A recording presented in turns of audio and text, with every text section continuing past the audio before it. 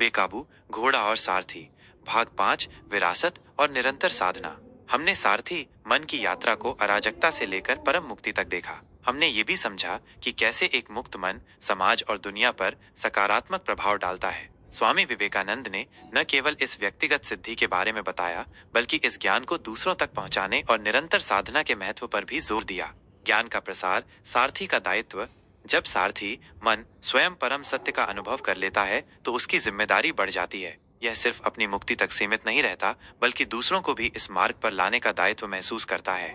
गुरु की भूमिका। स्वामी विवेकानंद ने सिखाया कि आत्म अनुभूति के बाद व्यक्ति एक गुरु, एक मार्गदर्शक बन जाता है। वो दूसरों को अपने मन को नियंत्रित करने, अपनी इंद्रियों को साधने और अपनी आत्मा की पहचान करने में मदद करता है। ये ऐसा है जैसे एक अनुभवी सारथी अब सिर्फ अपने रथ को नहीं चलाता, बल्कि दूसरों को भी सही ढंग से रथ चलाना सिखाता है। शिक्षा और प्रेरणा। मुक्त मन वाला व्यक्ति अपनी बातों, अपने जीवन और अपने कार्यों से दूसरों को प्रेरित करता है। वो आध्यात्मिक ज्ञान को सरल और सुलभ भाषा में समझाता है ताकि हर कोई इस यात्रा पर निकल सके। उनके शब्द शक्ति और स्पष्टता से भरे होते हैं, जो सीधे हृदय को छूते हैं। उदासीनता का अभाव। ऐसा व्यक्ति दूसरों की अज्ञानता या कष्टों के प्रति उदासीन नहीं होता। उसे पता होता है कि सभी में वही दिव्य आत्मा है और इसलिए सभी को मुक्ति की ओर ले जाना उसका कर्तव्य है। यह ऐसा है जैसे एक सारथी जो अब मंजिल पर पहुंच चुका है, पीछे मुड़कर देखता है और उन सभी को मदद करता है जो अभी भी संघर्ष कर रहे हैं।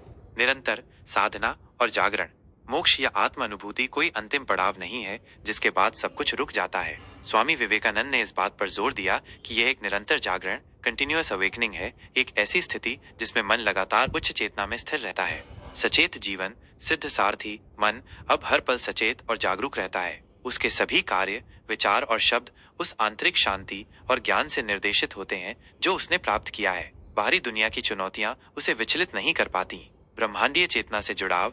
जैसे जैसे साधना गहरी होती जाती है, सारथी का मन अपनी व्यक्तिगत पहचान से परे होकर ब्रह्मांडीय चेतना, कॉस्मिक कॉन्शियसनेस के साथ और अधिक जुड़ जाता है। वह स्वयं को एक बड़ी दिव्य व्यवस्था का हिस्सा महसूस करता है। दिव्य लीला में भागीदारी। जीवन अब एक नाटक, एक दिव्य लीला, डिवाइन प्ले बन जाता है, जिसमें वो आनंद और उदासीनता के साथ भाग लेता है। सुख दुख, लाभ हानि, मान अपमान, ये सब उसके लिए महत्वहीन हो जाते हैं, क्योंकि वह अपनी आंतरिक स्थिरता में स्थित रहता है।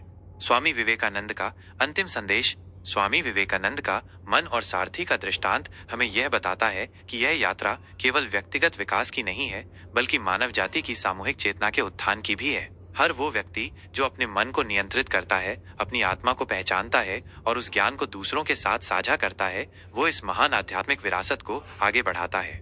यह कहानी हमें प्रेरित करती है कि हम अपने जीवन के सारथी मन को प्रशिक्षित करें, अपनी इंद्रियों, घोड़ों पर नियंत्रण रखें और अपने अंदर बैठे असली स्वामी आत्मा को पहचानें। तभी हम न केवल अपनी मुक्ति पा सकेंगे, बल्कि इस संसार में प्रेम, शांति और ज्ञान का प्रसार भी कर सकेंगे।